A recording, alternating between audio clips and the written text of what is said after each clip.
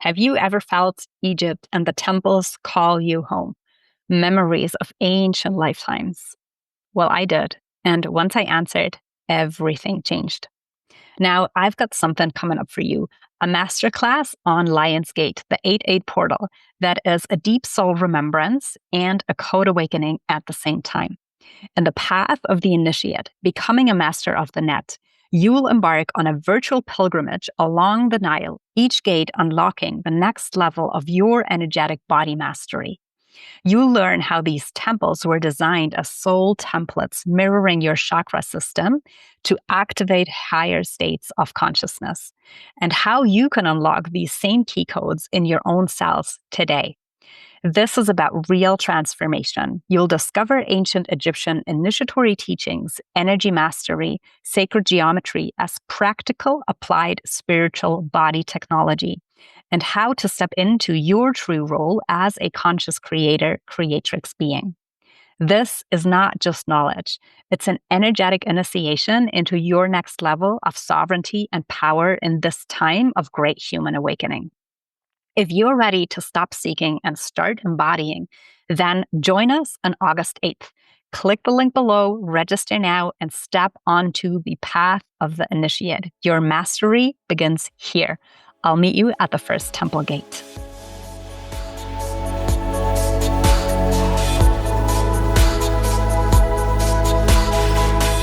Welcome, everybody, to another episode of the Sacred Travel Podcast. And today I have a very special guest, Nan Akasha.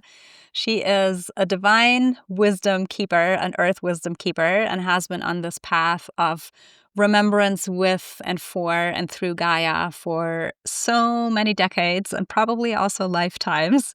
So welcome, Nan. Thank you. Thank you so much. So true, right? So many lifetimes, so many lives within one life. What an adventure we're on. Thank you for having me.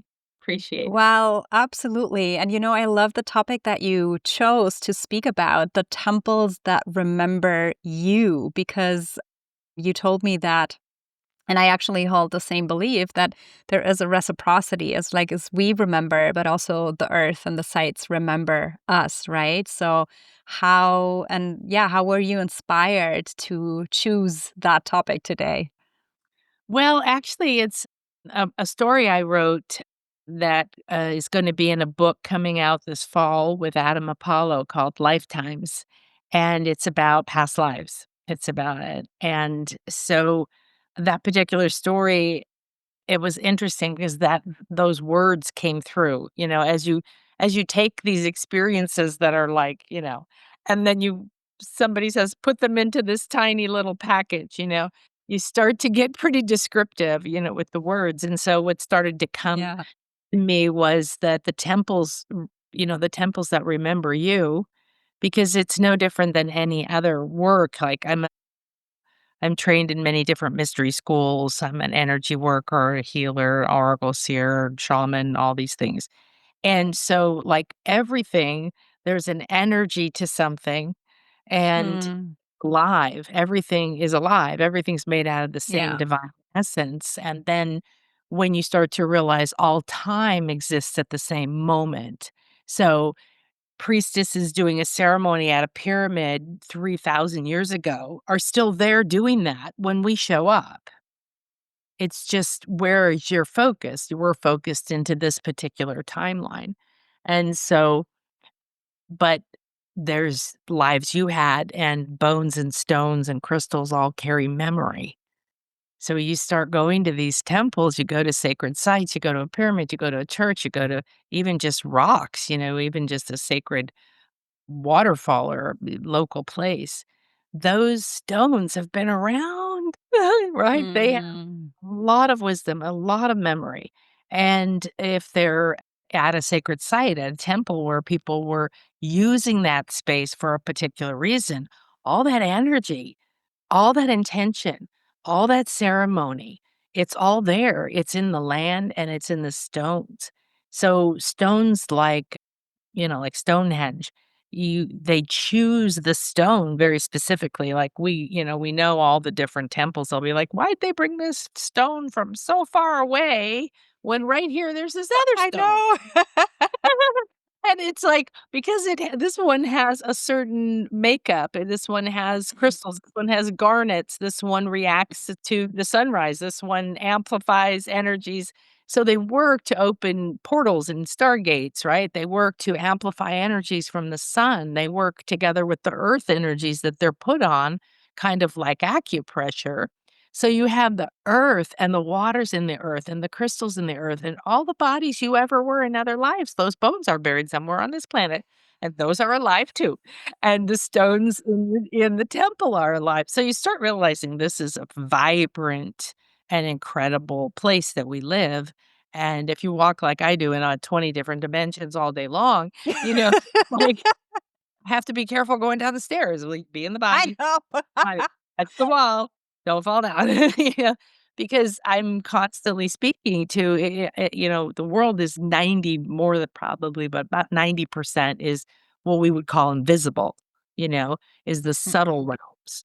And it's full and vibrant and alive. When I go to a pyramid site, I live in the Yucatan and I live 10 minutes from one pyramid. I go all the time. And they talk to me, they call me. I know which one I'm going to because it'll start talking to me, it'll start appearing in my mind. And there's always that we live in the jungle, so there's trees, right? Then you're talking with the Alush, they call them the Maya, the nature spirits and the guardians of the land, right? And any energies. So if a particular temple was used for the goddess Ishel, for example, who's like the earth mother goddess and really probably the best known goddess for the Maya, then that essence of her is there because it was built with that intention. And they spoke to her there, and they probably had an oracle there to her, right? And they were like yesterday, we had Mary Magdalene feast day the other day, right? So we did a ceremony, and you're joining an energy that is really vibrant because so many people around the planet are doing something, and so many people in the past have done something, and it's like building, right? It builds on itself. And then priests and priestesses were the voice, the body, the hands of the goddess of the higher realms here in a body. And then they were there. So we're seeing them begin to appear. So, but they remember us. And one of the most powerful things that happens is often that you amplify your intuitive senses. You start to see colors, or, when we go on my retreats, we do activations at the sites, we Mm. prepare, there's all this happening. And then we also have the these other lives that come forward. Often the whole group will independently remember that we were all there Yeah. together, in another life at lunch. They're like, "Well, I thought you," and you, "No, but I thought," okay. And so I feel like they do remember us and they call us because we have codes, we have information that they need. And we are called to them through our spirit, through our purpose to go remember something and receive information, hopefully go in a sacred way. But yeah, that they do. And everything is coming alive now that it wants to awaken to a new level. I agree to so many things that you said, 100%. I feel very much the same about it. But I'm curious, do you have a personal story of remembrance for us? Like, how did that unveil for you?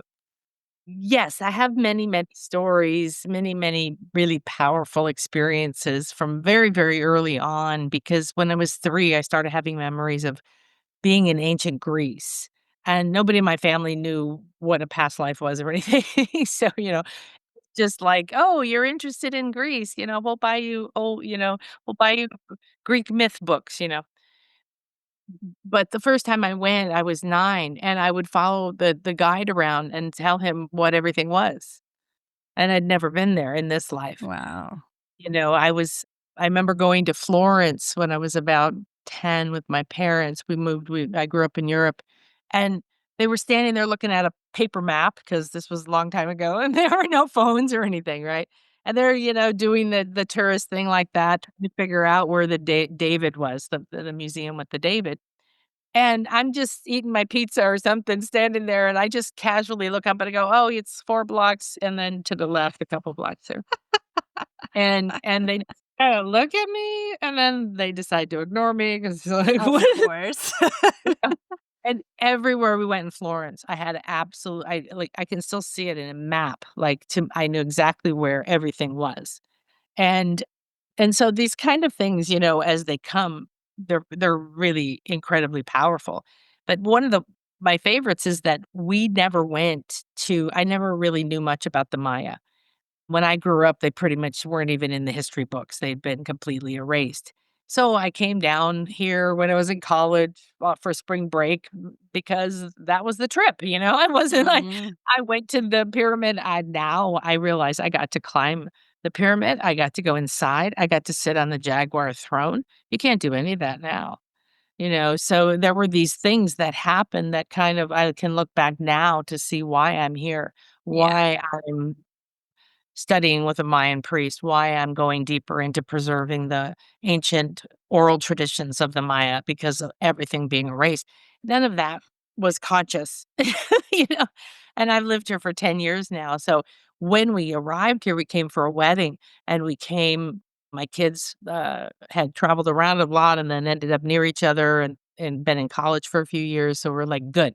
We got rid of everything and we wanted to travel and we were headed to Thailand and we can work from anywhere there's internet, so we were like, "Yay." So we stopped here and that was 10 years ago. And I still haven't been to Thailand. So I do wanna go. Well, So obviously, the land remembers you and has yeah, a exactly, task, a right? big task. Although one of my clients called me up and she said, "Oh, don't worry. The shamans will find you. You don't have to go looking for them. And when you go to the jungle, the jaguar will find you." Mm. Now, I've been studying with shamans and all that. It wasn't like that was a weird thing to say, but my intention was to get back to Egypt. I used to lead tours to Mm. Egypt. I wanted pyramids.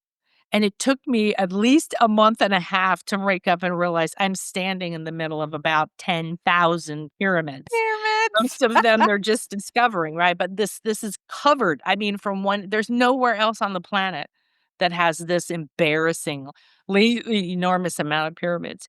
So all of these things just kept kind of like knocking, "Hello, hello, hello." And I did a retreat, and that was at the first retreat that what we do is I used to get access to climb the pyramid at Koba early. So we were there on the sunrise at the equinox, and then I would lead a journey, and we were taken through the pyramid in our spirit bodies to Atlantis, down into the waters. There's water all under here. And everybody had a memory of what they did, like what their Mm. job was. It wasn't Mhm. just like, oh, I was in Atlantis or something. It was very specific. And it was so profound. Like one guy here had a gardening business and he worked with plants in Atlantis. So he came back and he was like, that was a completely different way of working with plants. I was talking to them.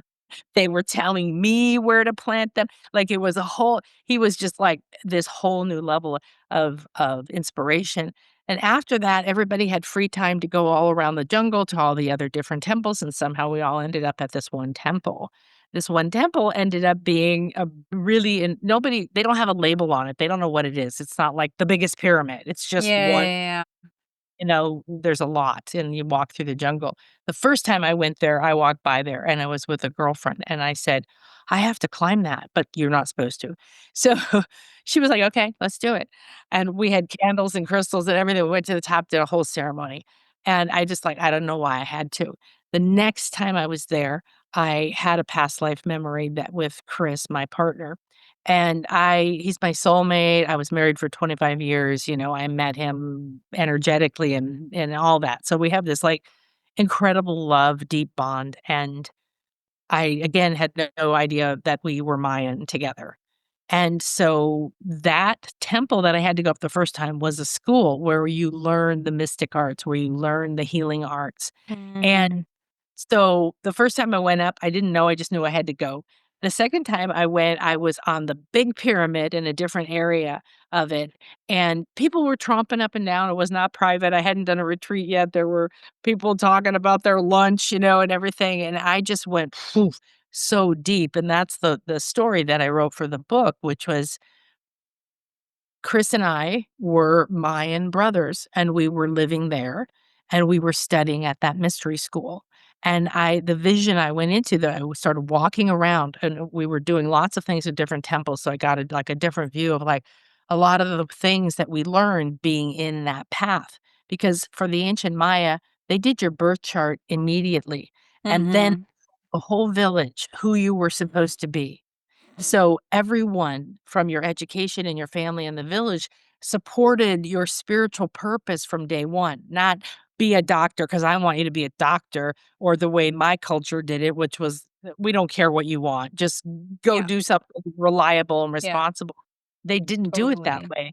So once I found out that I was, if I had been born in that culture now, I would have been raised as a shaman. That's my Mayan birth chart, is I'm a shaman and I'm here to bring the sacred feminine back. So the it's getting to see that, but then we would sneak out, and he's the wild one. I'm the wild one now. He was the wild one back then, and we would sneak out at night, and we would go. This is all the stuff I was having happen while I was sitting on the pyramid, and we would go up to the back of that temple, and we would move, like do some kind of thing where the stones would move, and we'd go inside and we'd play with all of in the rooms. We'd try, doing different kinds of time travel and all different things, right? And so one day I was in ceremony. He wasn't with me. I was at the top of a pyramid. I was somewhere doing some kind of an initiation. And all of a sudden, he came to me in his spirit body and said, I'm drowning. So I went to him in my spirit body, and I can tell you it's as vivid to me now, even though this was a past life experience in this life of another life. It's so vivid that it makes me cry every single time. As much as I love Chris, I can't touch the love I had for him in that life. That was so profound that it took my understanding of what love could be to a whole new level. Wow. What happened was he was playing around with different magic spells or something on how to breathe underwater. He got stuck. So I went to him in the lagoon. I know exactly where it is. I could walk to that lagoon right now and point to exactly where it was. And in my spirit body, we were holding each other's hands like this, you know, looking each other's eyes. And we were vowing, this is not over. We will come back. We will do this again. We will finish what we started. And once he died, I went back, to my body on the pyramid in that life, and nobody else knew. Nobody in the tribe knew. Nobody knew that he was over there. So it was very interesting. And after that, I came with my first group, and we all ended up at that same temple. And Chris and I were wandering around and said, "Hey, let's go say hi to the temple before we leave." And we show up and my whole group's standing there and they all did that. One lady is passing out. She's pregnant, young pregnant lady. She's sitting on it, passing out. Another woman is going, "Oh my God, the blood, the blood." She's getting all these weird visions and stuff. And that she's extremely psychic, that lady.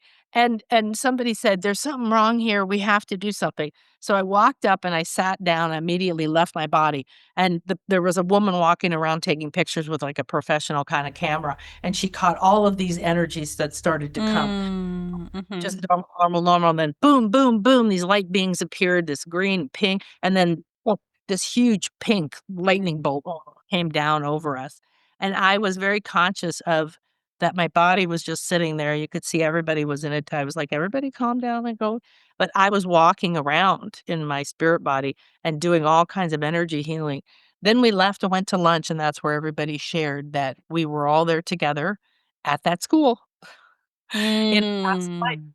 And that we went through levels of initiation, and at one level of initiation, the lady who's pregnant now who was passing out did not pass the initiation, and she had to sent away, and we moved on. Now she was married, her husband was there too, he was a part of it, and so there was for every person, there was a reason they were called to that, and that Yeah. was one Yeah. day out of 5 to 7 days of this kind of stuff, right?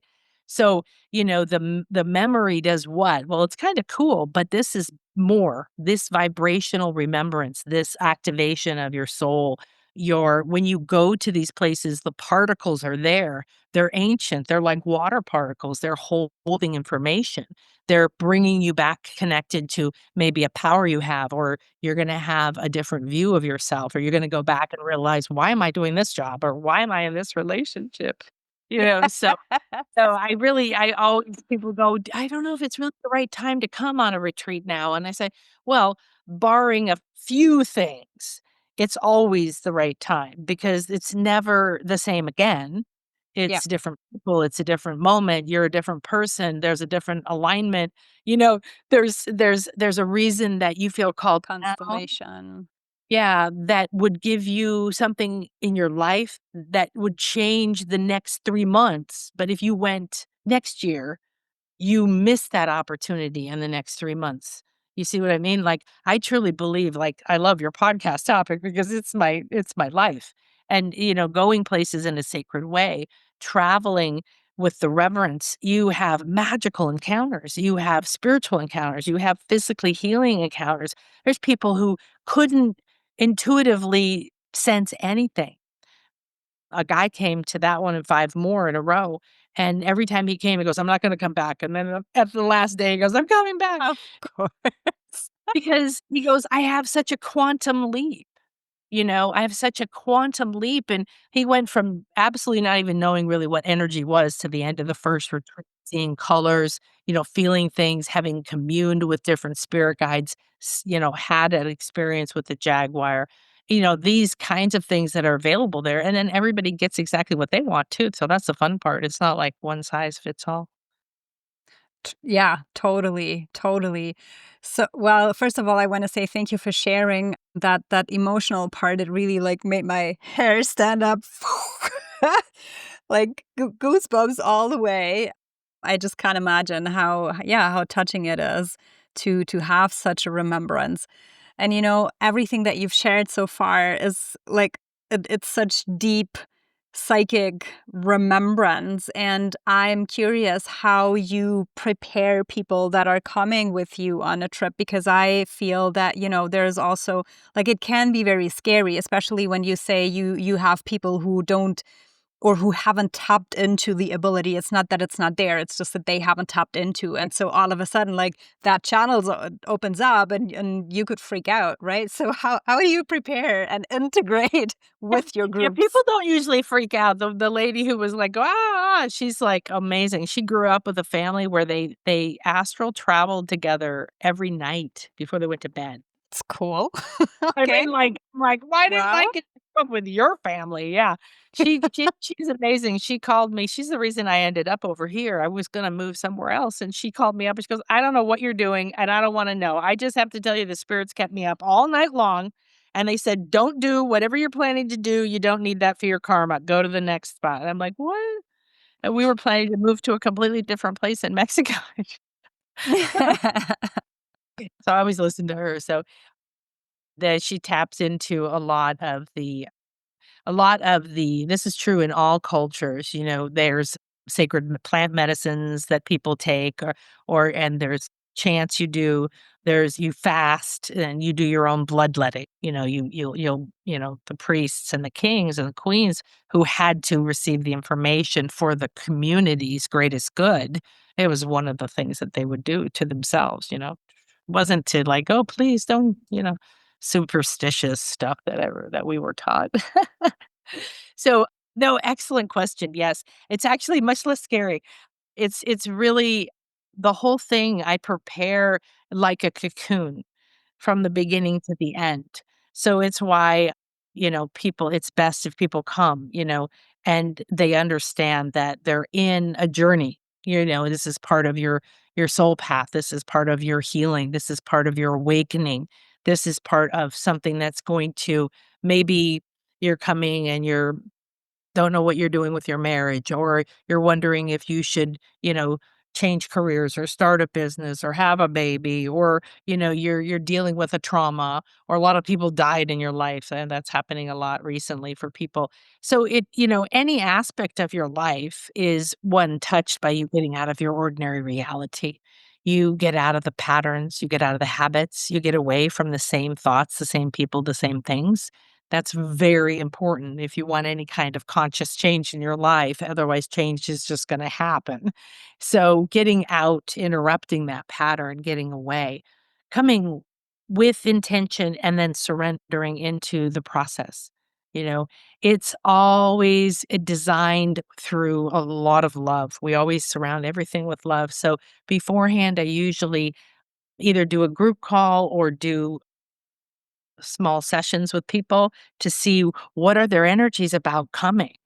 I'm getting ready Mm. to start doing them next week for my England retreat. So we're to have Stonehenge goddess temples, long ancient priestesses and queens pilgrimage, and we're going to all these sacred sites, Stonehenge private access, and long barrows and sacred wells, and we're doing all that. So I'm meeting with the people beforehand. And I don't know everybody this time because we're doing it with Maria Wheatley, so some people came through her. But I get we get to tune in, and I get to read their energy. They can say, "This is why I'm coming," or what I'm hoping for. And then we tune in. And so I don't know what's going to speak, but something's called them. Right? Yeah. So, the land or the stones or the fact that we're going on the full moon, which is also a lunar eclipse, which is also the high moon. And so, like, we're combining all those energies, and then I get a chance to specifically I get to see who they are, how they fit in, because everybody who comes on a retreat adds to the energy of it, adds to what happens. So I've got here's where we're going to go and here's what we're going to do. And I've put together the logistics and bought the tickets and all that. Then you go and all kinds of magic happens in the moment. And I'm very much aware that that depends on who's there. Every person, as they're joining the retreat, months beforehand, just their energy starts to become this group, that we're going on a pilgrimage, whether we're all there for individual reasons or not. And so that's one which is really fun. And for things like this, like we have Mary Magdalene, Eve, Guinevere, and Morgana Le Fay, these sacred feminine energies that are going to be Mhm. part of the guides of the first one. So most likely some kind of message, we'll see their connection to one of those. We'll get some kind of transmission or healing for that, something about what for them to do to prepare, and a lot of clarity because we think we're going for one reason, but there's a whole lot of other ones that are there. Right. Yep. And then everything we do is designed for in a flow. So like my Mayan retreats, when we arrive, the first thing we do is if I have like a house rented or something or wherever we are, then I have set up for sacred space. Everybody enters the space, and I'm a sound healer and a shaman, so I individually clear and cleanse everybody as they enter the space. I've already created the sacred space, both etherically, temple-wise, but also with certain crystals, certain symbols. Beforehand, I make a manual that explains, like, different Mayan symbols or different meanings or the different energies we're working with. So if we're doing a Jaguar vision quest, what are the sacred meanings of the Jaguar? And how is that gonna open up your inner vision and what can you use it for? So, as soon as you sign up, you actually start having transformations, you know, because the energy's already working So with you, true. So true. right, beforehand. So, I do I do Mayan retreats, and then we do ones with dolphins where we've been able to do energy healing with dolphins, hugging, kissing, meditations with dolphins, a lot of really beautiful, incredible private access to with them. And I so a couple years ago, I created a meditation with dolphin sounds, with their sounds, and then a guided, and it's called they called it a recalibration because that's actually what they Mhm. do. Like another level of working with masters who do vibrational medicine. They'll show me what they're doing with people, and then the next day they'll say, "See, we did that yesterday. Now we can do this," Mm. So I give everyone coming, I give them this meditation. So this woman's coming from Australia and she's like, "Oh, I got all these problems and I have all this healing and I'm trauma and emotion and this, that, the other thing," right? So I'm like, "Okay, okay. It's all good. Here, here's some stuff to do beforehand." So after about 2 weeks, she called me up and she said, "Well, I've healed everything I was coming to the retreat for, just from that audience." I'm not coming. I'm done. No, no, no, no, she didn't say she wasn't coming. She was like, "Now what?" Right? Like, Now what? I had in my conscious mind, I'm coming for this, Of and now it's all course. gone already, so and that's the frequency, that's her the dolphin's already working with her because of the timelessness aspect of Yeah. reality, truly, Yeah. we are time traveling when we go to these places, Yeah. we're going and all of that too. So and then we go in, like, here, our first day is the sound healing, and everybody's cleansed, the space is cleansed, our intention is set, I've already spoken to the land, I've spoken to the guardians, I've gone to most of these places, especially if it's here, I will go even if it's 5 hours away. I go all the time, but I will go within the week, 2 weeks before the retreat again. I'm always asking the land, the jungle, the ancients, the ancestors to welcome us. I'm making sure we're protected, we're in alignment, we're respectful, and I teach everybody how to speak to the land. So we learn heart to heart weaving, we learn certain chants, we have usually certain symbols that are a part of that particular retreat and the different energies. So we're doing this in an extremely reverent way that isn't just like, oh, let's go to this cool place, and then go have a good lunch. We do have wonderful food, but everything is really about respecting all along the way that we're basically going on a journey through time and space, and each of us has a different sacred thing that's happening for us. We're going to be as a group having something, we're going to be individually having something. But like I said, we're also bringing energies we may not even know we carry Of to these course. sites, to people, to places, to the land. And and that can feel really profound, that you're bringing something, you're delivering something from, 5 lifetimes ago. Here's like, that brings something whole back to that land. And and then we go in and we do sacred ceremony. So in those particular ones, we go into a cenote, which is a cave. So we go into the Gaia. We go into the waters. We go in and have a cacao ceremony. We do it with with musicians and we chanting and we do all kinds of beautiful things, rubbing cacao all over ourselves and everything. But we do ceremony or we go to a shaman in a sacred cave. So we usually begin all the retreats with something like that.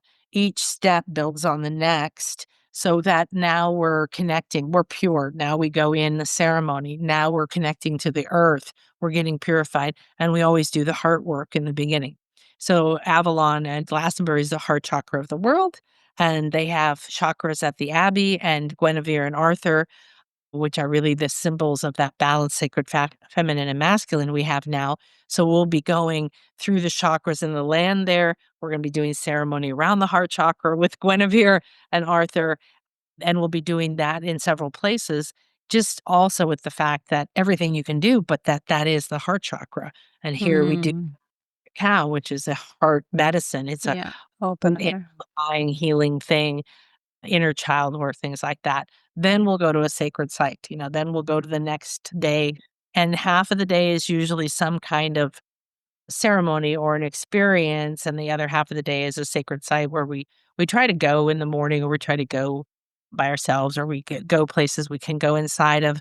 We can have ceremony, we can play chants. I mean, it's fun working with Maria Wheatley because last year I had her come 2 days on my retreat, and we went to West Kent at Loughborough. It's the whole landscape around Stonehenge is called the ceremony landscape. Avebury, we see them as all these different sites, but they're all It's all connected, connected. and they all channeled energy to each other, and she knows all of this, and stuff. So we went into this long barrow, and I went in first, and I put candles out, and I blessed everybody, and I cleansed everybody as we walk in, and then we got in, we went to the back chamber, and then I usually do a transmission of healing. And when we were done, then I hand it to Maria and she starts to explain, this energy's over here. This was used for this. Or we call in and become the voice of the goddess that was buried there or whatever it was. And so this last time, I was like, "Okay, we have to do that next time." She was like, "Well," she works with and does documentaries and does all kinds of shows on ancient civilizations and everything, and so she's constantly taking other scientists to these places that she's dowsed or she knows the energies, and they're confirming it through other data.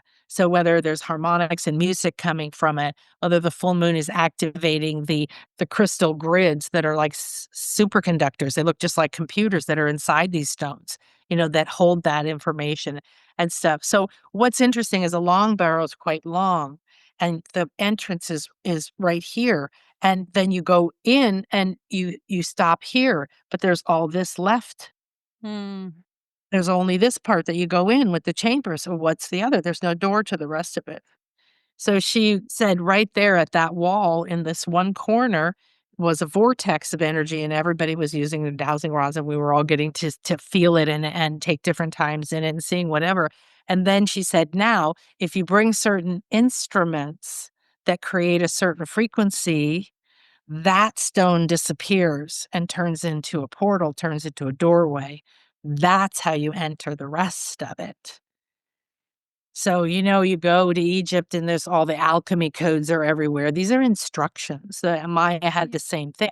These are instructions. How do you transform life? We're divine people in a body, and all the ancients built these to amplify the energies, to give us a place to remember, give us a place to remember the sacred, to talk to the stars, to open stargates and portals. Because actually, some really interesting things happen at these places. If there's a certain, equinox sun rising, it's hitting a certain stone, then there's a certain chemical makeup, in certain stones, they start to become electric and it's really quite amazing. But we haven't been able to absorb it, respect it, understand it, because in our cultures we've really looked at the ancients as superstitious and weird and not understanding what they understood about the power of these places, Mhm.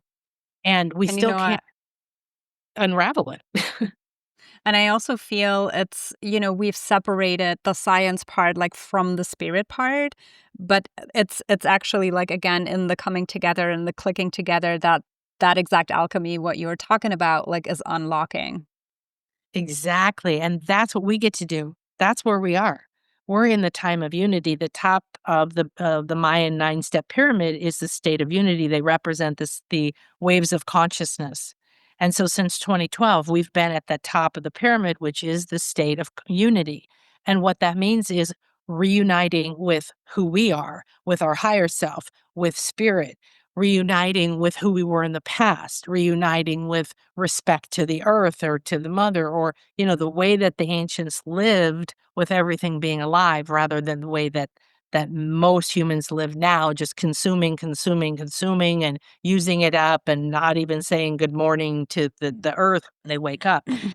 It at first it sounds, I think, to the average person kind of airy fairy, like, oh yeah, hi to the morning. But hell, when you start going places like this, when you start traveling, when you start realizing You the better real say good morning. world, these energies are there every day. They're supporting you, they're around you. If it's not like they're going to attack you, but you are using them against yourself. Let's just say that. The ancients understood that our words are vibrational commands that hold power, that are keys, that unlock codes, that the pyramids, the sun, the the waters, the crystals and things, the makeup of things, who was there. It's just quite profound, and we can go. The sacred travel is the best way to do it because you can go, especially if you go with a group.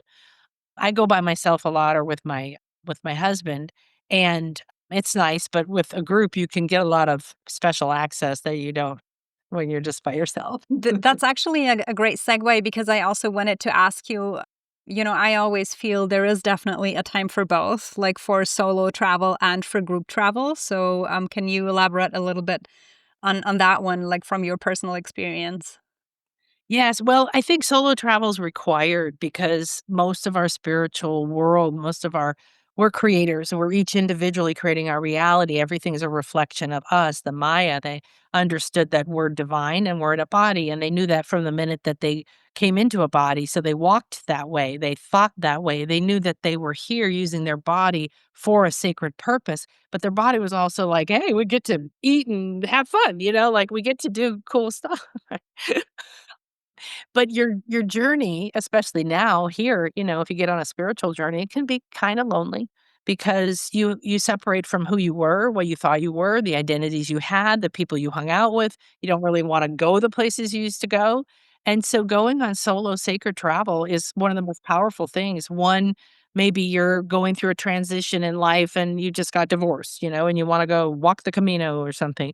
Maybe you want to. I 2 years ago, I think, I took a group to Greece, and one woman who came had been there for about 2 months, and she'd gotten divorced, and she went to Egypt with a group on a sacred trip, and then she came to Greece and stayed between that trip and my trip, stayed for, like, 2, 3 weeks on the beach in Greece and just rode and rested, and she used all of that, and she didn't know anybody, right? So she had the group, and then she went alone for 3 weeks, then she came with the group. And this was like her gift to herself. Who Mm. am I now? A rite of passage, an Yeah. initiation, remembering. I think every new moon, which is tomorrow, I think. Yeah. Mhm. And this is a really complex new moon. So if you're feeling all kinds of interesting things and a lot of tension, that's okay. Don't worry about it. It's a Leo full moon, a new moon, and I'm doing a ceremony for it, but respect these energies so that a sacred, experience, actually did a series of shows on my podcast about this, like, what is the benefit of sacred travel? What's the benefit of a sacred retreat? What is the benefit of sacred space? How can you do this at home on a normal day and not just when you Mm. travel all the way to Egypt or something, right? So there's a lot of ideas in there about how to make every day sacred, how to make your morning sacred. I was sharing with you that I live on the beach and I get up every day before sunrise. Right now, that happens to be about 3:30, and then I go 4:30 is about sunrise, I think, 4 or 5, but I like to be because the colors are really good beforehand. It's a completely different energy beforehand.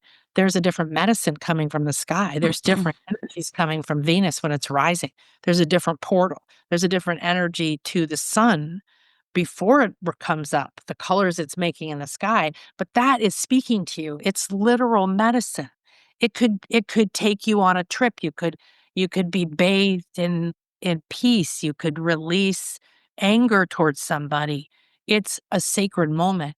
And so I happen to just walk on the beach for about 2 hours back and forth while I'm in it and stopping many times with it. So that idea of solo retreat or solo travel, I think it should be part of life. I wouldn't begin my day without that. I wouldn't end my day without something like that. I am very aware when I'm like really intently working on the computer a lot, I've got to get up and start chanting and dancing and go talk to some flowers or something, or some iguanas and they hang around here. Also, I go to pyramids a lot here, whatever sacred sites you have near you. You probably have a park, you probably have a river, you probably have something. Maybe it's an hour away. Maybe you have never gone away and left your family. I highly recommend it. If you have kids and family and you're always there, what if you took one night away at a beautiful B&B and then near you and you just journal and you just sit with yourself and you just go into a sacred space and you ask, "Where do I go?" You actually ask it to call you there. What's the sanctuary calling me now? What is the energy that I need right now? So we have moments, cosmic moments happening right up and down all the time. We have the Lion's Gate coming up next. I used to do retreats on the Lion's Gate a lot because that's a really nice, powerful energy. So you can plan something for yourself. So the Lion's Gate, you can bet. I'm going to be traveling to England in a few weeks for the UK retreat. So and we're doing a whole bunch of other things. I'm speaking at some other conferences. I'm going to be running all over London doing sacred. Those parks have some pretty magical stuff going on in them. So I'll be doing that, and my husband, he had a big seizure Kundalini awakening, so he only functions about half of the day. So the afternoon is my time. He goes home and has a nap. And then I go, "Ooh, well, what sacred thing am I gonna do that no one else has to want to do it," right? You can go out and do something I love to do, which is called go on a date with your higher self. And I literally just walk out the door and say, "Which way?" Now, if you have to drive someplace, then drive there, but at some point, just be like, "Do I turn left or right? What do I do it?" And you can hold an intention of what you want, or you can surrender that you're gonna have the most magical day ever. So whenever you do, put the intention into it. Don't go desperate, even if you really want healing or you really want an answer. Go because it's going to help you release the desperation. Don't feel like you guilty that you're bringing it there, but talk to it like you would somebody. You know what? I want to come and sit with you. I'm calling on Gaia. I'm calling on the earth energies. I'm calling on those energies of the fairies or whatever you relate to that's there to, come welcome me, help me release this. But you never need to be desperate because when you go there, everything is there for you in that moment. Mm, That's what's sacred about it. So that's a I good will, reminder. yeah, I will definitely be at a pyramid here on the Lion's Gate, uh, for sure. And then the thing about going with a group is, like I said, there's a whole different energy. The whole group creates a vortex. The whole group has a rhythm and a flow. And within it, when if it's 5 to 7 to 10 days long, the longer you're away from your home, the longer you have an impact on your life in a very profound way. The more that the beliefs that you change, that the new realizations you have about yourself have to become embedded in your mind, in your energy field. And so, but retreats will open up things for you, like somebody may trigger you and you may think it's annoying, but they end up being your greatest spirit teacher ever. Like you may be, everybody comes, oh, it's the greatest thing ever, right? Woo! We come in and we start the flow together. But then we all go through the heart ceremony. We all go and, into the inner child, and one woman's over there laughing and the other one's crying. And, one person doesn't want to go to dinner and the next person does, right? So you start to have your own flow within the bigger tapestry. And what I saw happen in March was really beautiful. We went the first part of the retreat, we traveled across through to all these different pyramids at the equinox. So we were preparing, like we talked about. We went to a site for the Jaguar where we called on the Jaguar spirit to be our guide. Then the next day was the first day of the equinox. We went to where the sun rises through a temple, hits your third eye, and gives you an initiation, and they let you go in at 5 a.m. Then that afternoon, we went to Chichen Itza. Everybody probably knows the sacred solar serpent that comes down like that. We did the sacred chants at the bottom of that pyramid. So we were like, boom, boom, boom, Wow, it's one after boom. the other. And we Yeah. were moving to a new hotel room every night. And everybody was like, oh, it's so disconcerting. I can't settle in. That's part of the purpose. Right? The second half, we went to the beach. We're all in big, beautiful, glamorous condos. We're walking on the beach. We're kissing dolphins. It was a completely different rhythm. Right? So the first was a rhythm, and what happened was certain people will be, like, having their own, like, "Ah," the other person's like, "Okay, let me help you with that," and suddenly they're Mm. stepping up into being, "I know I was a healer, but I never thought it," and I helped her through her crisis, and another lady was having some other problem, and this woman came into my room and said, "This balm is for your knee," and I'm like, well, how kind of you to be. So there's this healing happening and there's this community. And then, of course, what we conjure. We've had many amazing things where we've entered a sacred area and then the guide comes over and says, hey, would you like to go in the temple? And yes, yes, we would. Uh, Here's a nice, generous tip, And again, like I said, that's a group thing. I have had that happen alone for sure. And I do encourage my students to go alone. One lady went before I went to England last year, she goes, "I feel like I need to go to a stone circle." We did a UK retreat, and so I said, "Okay, just go out and start to go towards where you feel you're called to." And it was so much fun. I was sort of guiding her along on WhatsApp. This happened and that happened, and then she just went. I'm not going to go to that stone circle. I'm going to go to this other one. And she showed up. She was the only person there other than a man who was taping information to all the stones.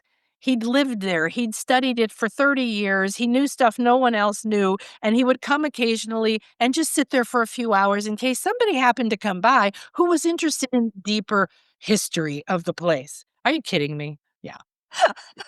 You will manifest that yourself as well. But Yeah. listen, you know, don't get into the story. Don't worry about what's happening. Everybody can get along without you. Yeah. So beautiful. Wow, there is so much in everything, in every piece that you shared already. There was one piece that I feel I want to learn a little more about it because you've mentioned the Jaguar throughout the conversation a couple of times. So, what's the Jaguar medicine? Yes. Well, cat medicine is pretty powerful medicine all around the world. Lions, jaguars, mountain lions, all forms of cats. The ancient Egyptians revered them very highly. We have Sekhmet is the lion-headed goddess, and her other aspect is Bast. I have some from here. I'm not sure which is this. Oh, here it is. Yeah, Bast. There you And are. Bast is the cat, and she's the pure healer. Animals. I've studied energy medicine and for so long, and I studied a long time ago very deeply with a woman, radionics, which a lot of people are maybe starting to understand. It's pure frequency medicine. And she studied the cat, the dog, and the horse and mapped out their energy bodies and created frequency medicine just for them because we were basically sending the cats and the dogs the human frequencies. We were basically saying, oh, this is the frequency for a liver. You have a bad liver. We're going to send that to you. So when she did that, it was very, very, very interesting. And one of the things that came through is that every species holds a quality, and the quality of the cat is detachment. That means every form of cat, from your house cat to a lion, holds the quality of detachment. So I've always loved cats. I've always had that energy. I spent 16 years in the Reformed congregation of the goddess. It's a Celtic goddess world, doing ritual planning committees and all kinds of things. Beautiful, sacred earth, very earth based, very indigenous, very native kind of things.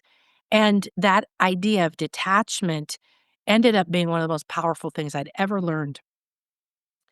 We're very attached. We're taught and conditioned in this world to be attached to what everyone else thinks, to be worried about what we look like, how much money we have, if we've got enough, if we're good enough, if people approve of us, if we're safe, if we've hoarded enough money. I don't know what else, right? This is our paradigm that we were gifted with. So, as you can tell, I don't live in that anymore. But this is what we're all breaking out of. It just is what it is. There's nobody to blame. It's a pointless thing to do. But to detach from trying to control people, trying to make things the way they are, tell somebody if you're offended. Again, going back to I'm a mystery school founder, teacher, and I've been in so many. And the fact is that if you're the creator, if you're the radiation, if you're the projector of reality, and everything is a reflection of you, then if you're going, stop doing that, you're talking to the mirror. So it's not that you don't tell someone, "Hey, stop attacking me. Please do." Okay.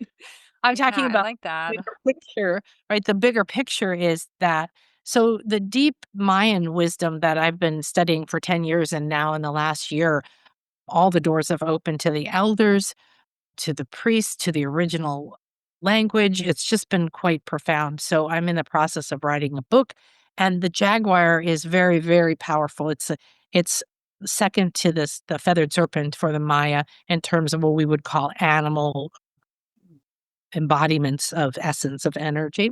And in some ways, it's the number one. The Inca, the same way, all across Mesoamerica.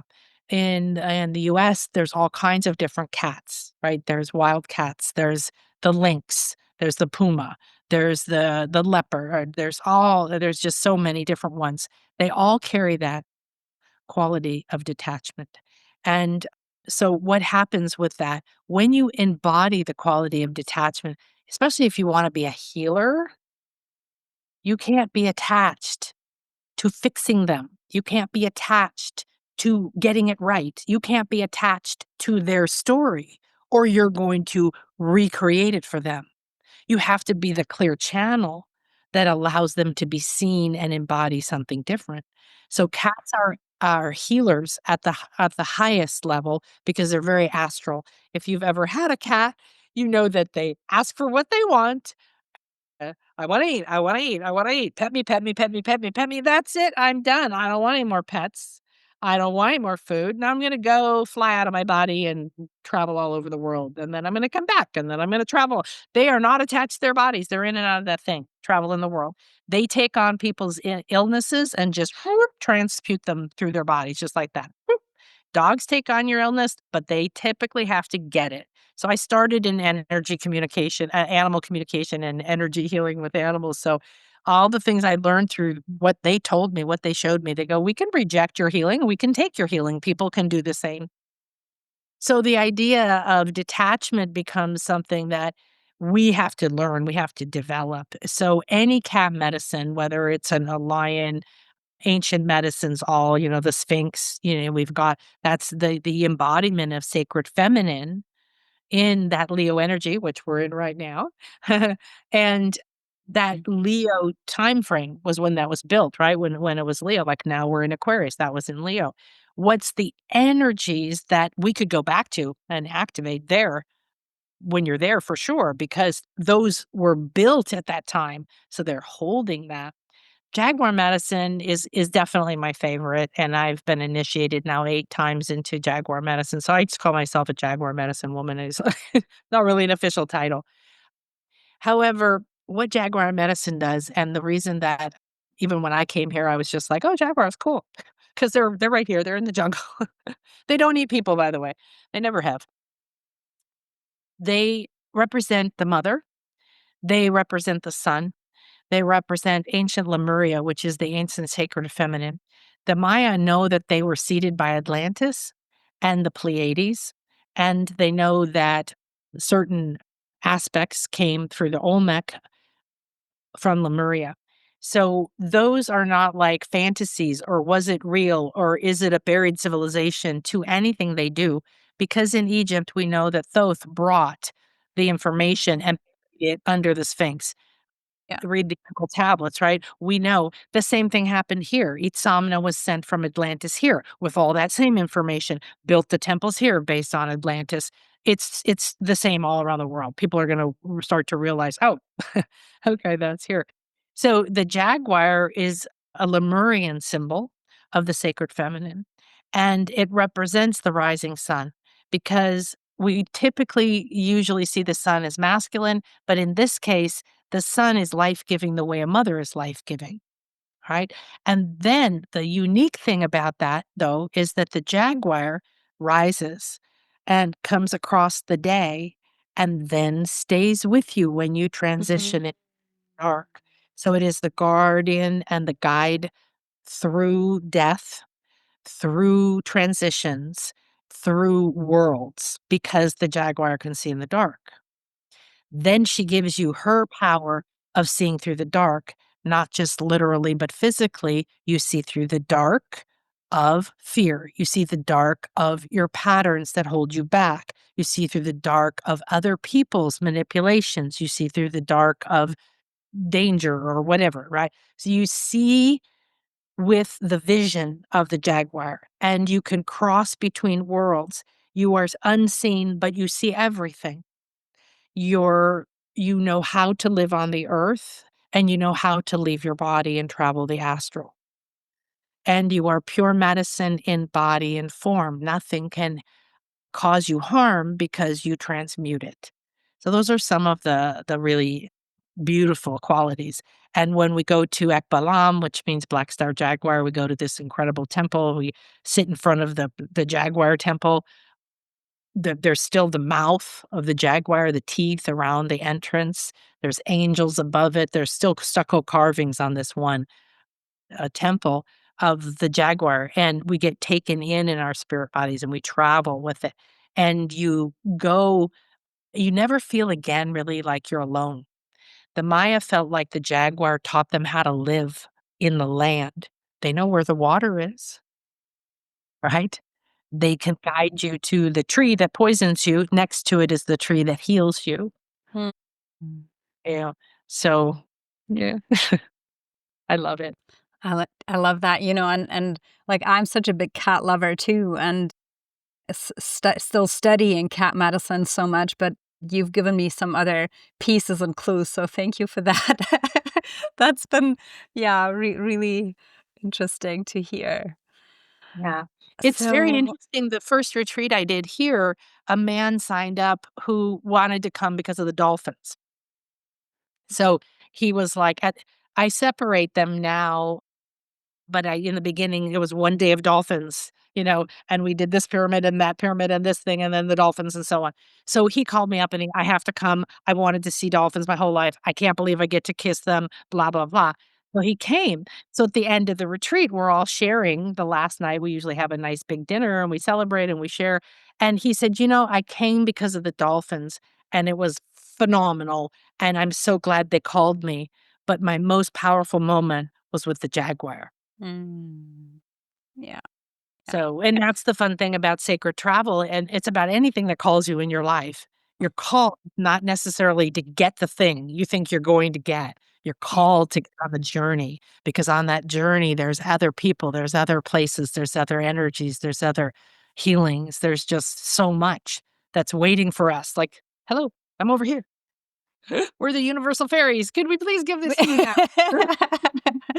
It's true. There are so many of the breadcrumbs, and I also feel, some of them we like consciously see and pick up, and there's others that are like literally like coming in our face. So here's another one. So take it, take it. Yeah, I love that.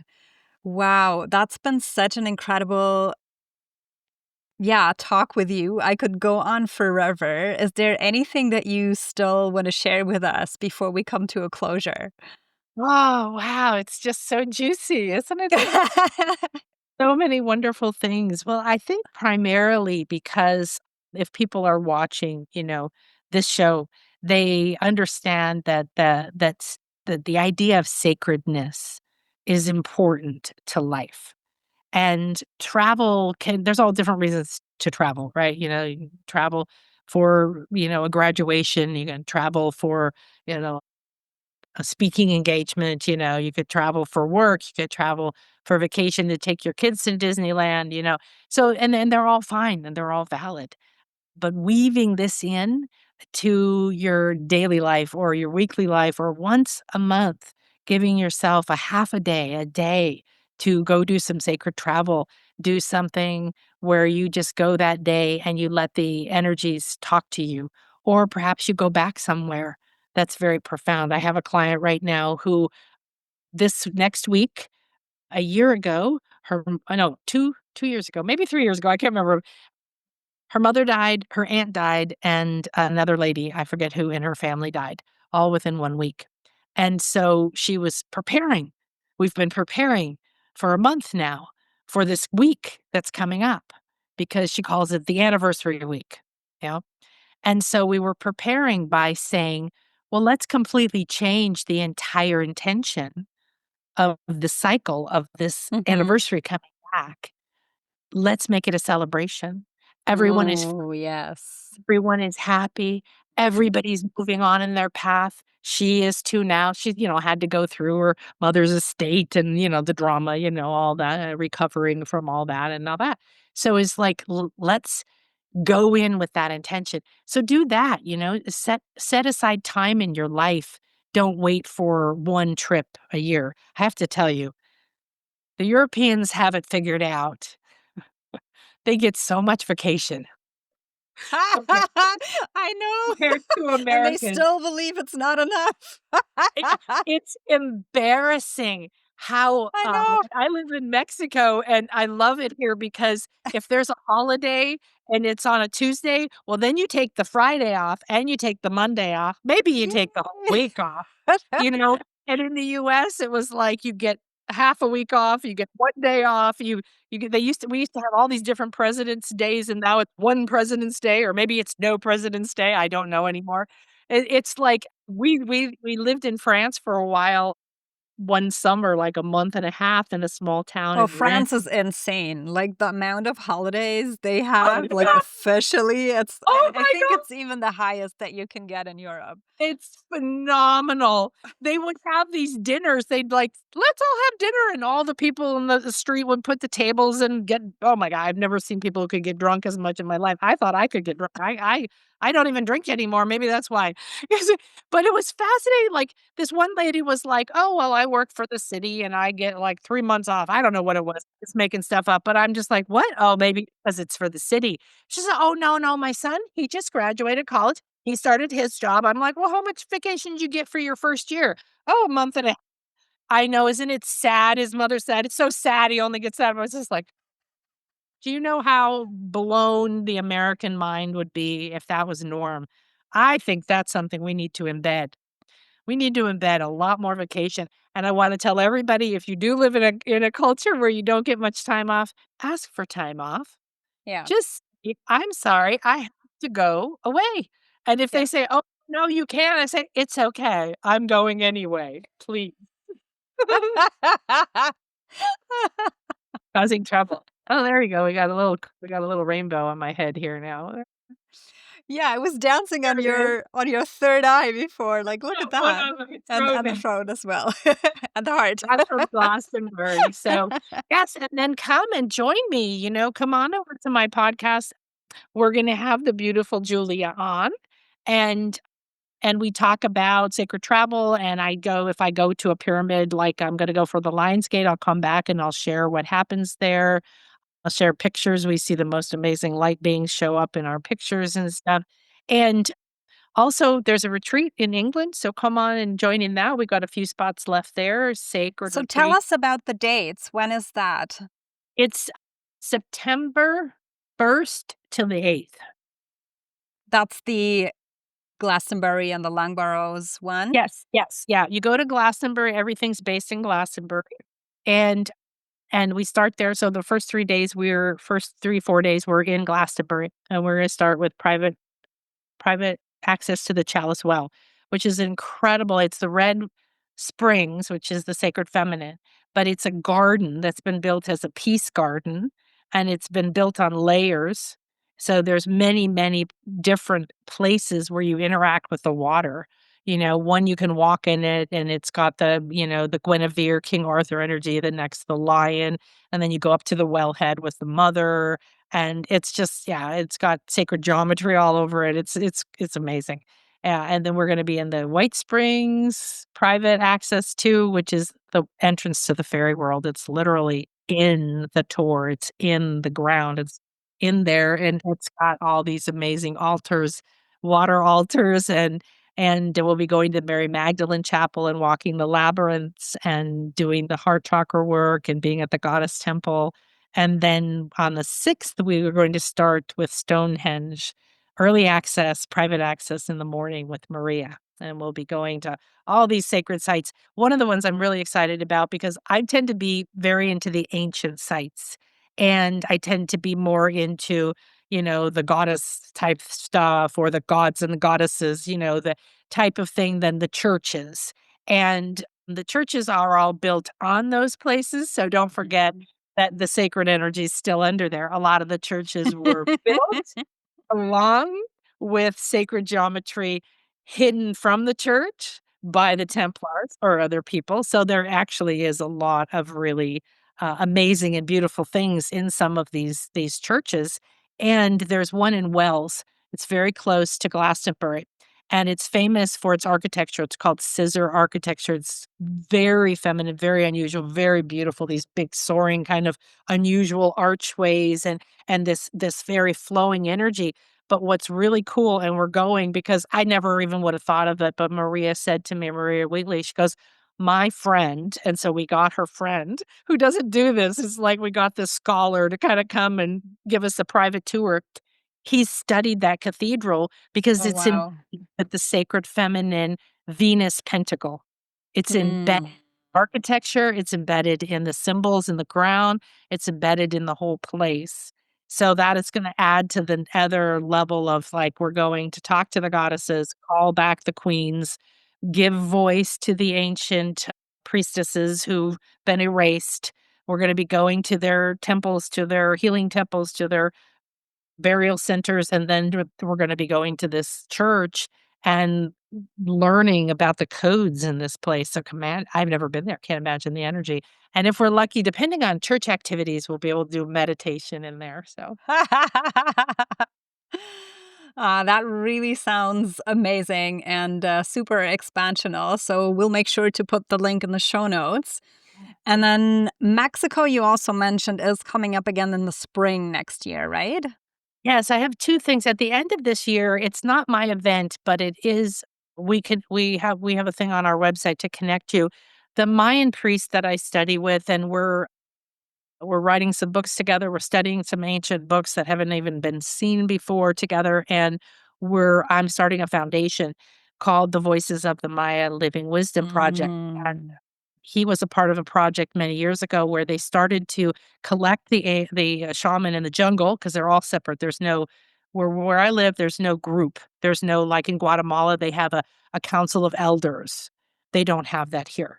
And so they're separately, carrying on their tradition and dying out and stuff. So we're putting together that. We're going to be putting that. So what's happening is he is preparing people. The elders have asked him to call people to be prepared for 2027. So if you're in human design or other traditions, you've heard 2027 is a big year. This year we are splitting the earth. Are you going to go to the war or are you going to go to the wonder? That's what I say. N- The next 2 years are fire and fire signs in the Chinese astrology, fire horse, fire goat. We're in the wood snake year. So we're shedding, but we're in the earth and we're doing deep inner work. Next year, we're going to be going,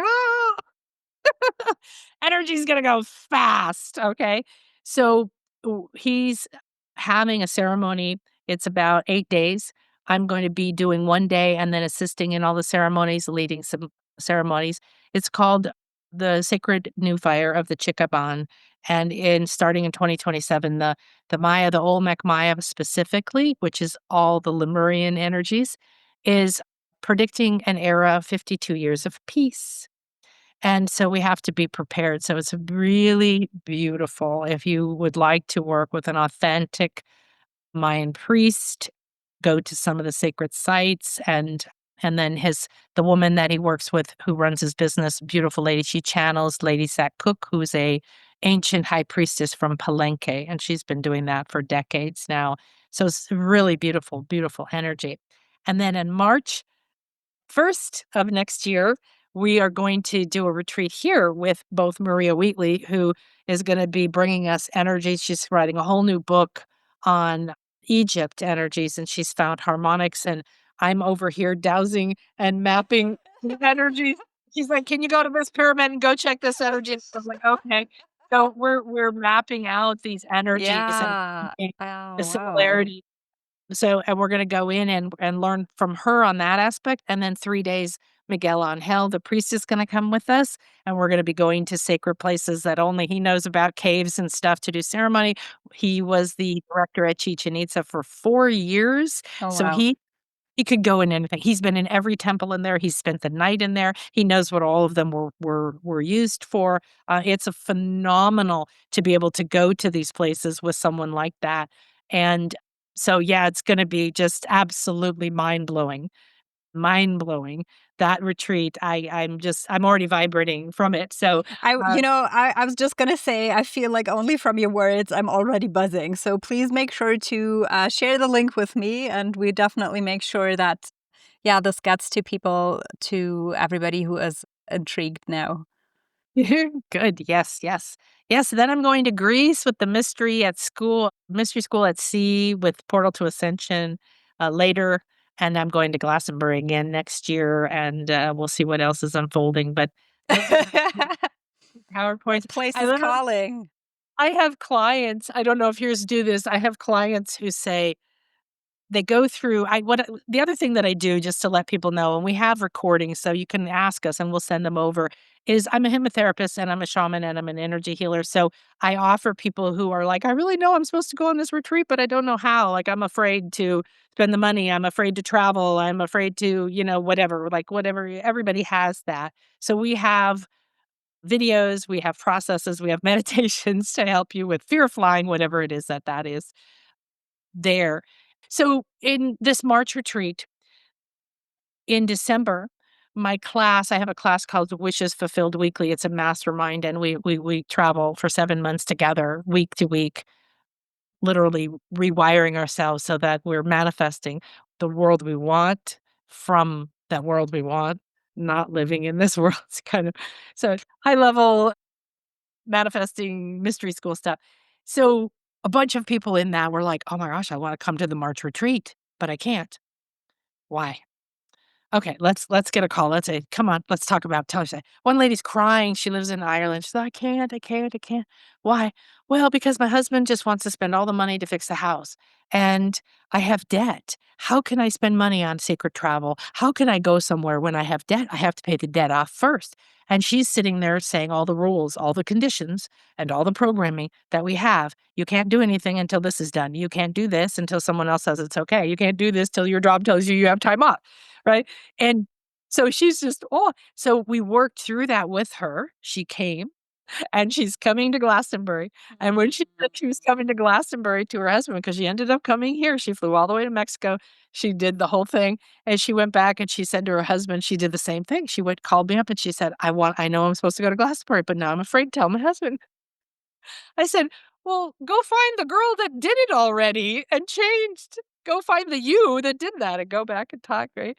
So, but what happened was she inspired all these other people to go, I could go. I didn't even know I wanted to go. I wasn't letting myself wanna go because I didn't think I could go. So her being that, like, vulnerable, that sharing, being willing to express what everybody else is also feeling usually in some way. So the next one was a bunch of them all came and they were like, "Oh my gosh." They got to celebrate it. Together, we're hugging, we're kissing, we're talking. So now they wanna come to the next retreat, same year. Anybody else have the I can only go to one thing per year thing?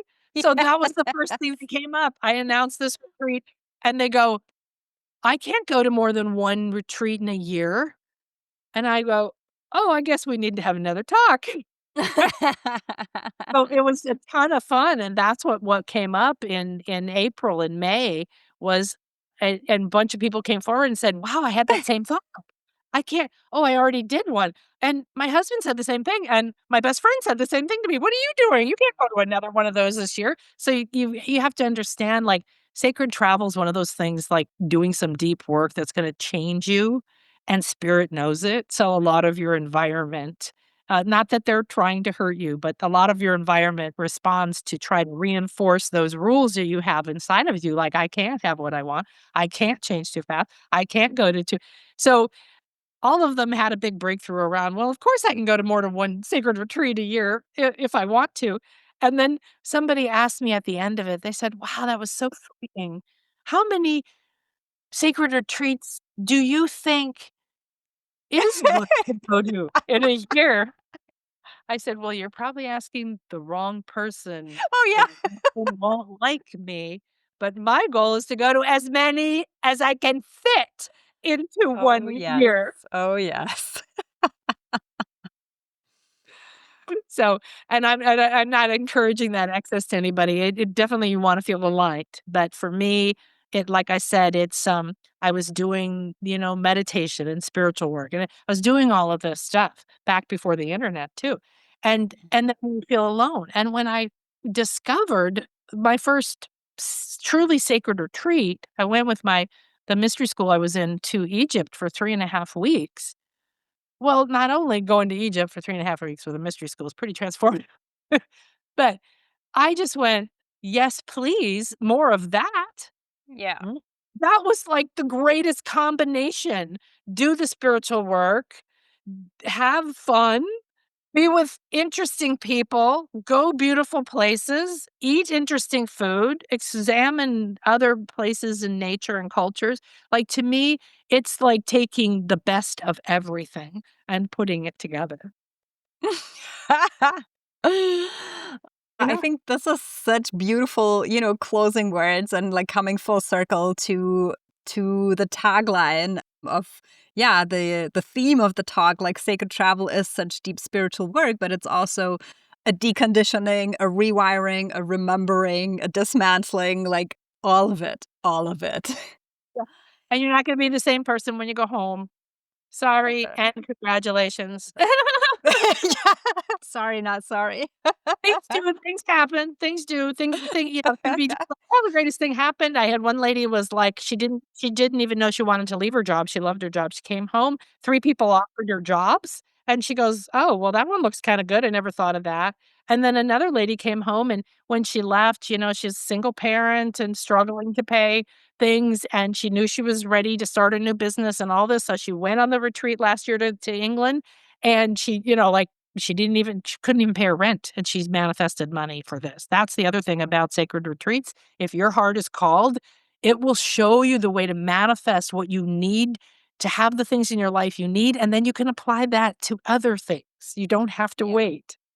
So she came, had her big transformation, went home, and 3 weeks later, she wasn't able to pay her rent, and she had to move. And she was sitting there, but because she's been with me for 3 years, she was sitting there going, "Okay, my old mind wants to say, 'What the hell? I did the work. I listened to spirit. I was brave, and I got my transformation. Isn't everything supposed to be perfect now?'" And I said, "No, you asked for something new. The old has to fall apart. It has to leave. That isn't the place for you to live. There's something way better, but if you keep rescuing it and you keep saving it and you keep thinking you have to stay there, spirit's gonna take away from you the things to liberate you so something way better can come, and it doesn't always go look." Ah, so true on so many different levels. And it all comes back to the cat medicine with the detachment. Yeah. Exactly, exactly, yes, yes. Well, Nan, I don't know what to say. I'm kind of speechless. I feel that I need an integration from that conversation. So thank you so much. It's been beyond what I could ever imagine. There were so many codes in there for me as well. And I'm sure that for everybody who was listening or watching to this as well. Thank you tons for being here and sharing all your wisdom. Absolutely, thank you so much, and thank you for doing this. I mean, when I met you, I was like, "Well, this is the best topic ever." So it's phenomenal, it's phenomenal. We live in this abundant world now with people who we can find anything that we really love, that other people love, and now we can start to build the energy around it. So I love that you're bringing this idea to people. I really appreciate it. Thank you. Yeah. Well, yeah, thank you for being a part of it and co-creating. I also feel that this is the best part, like to get to have these conversations and really inspiring, meet inspiring people and hear about other places and stories and weaving together that network of light. Thank you. Absolutely. Thank you, everybody, for tuning into that amazing conversation. I bet there's a lot of you for you to unravel. And as always, stay curious and continue to escape the ordinary. I'll see you next time.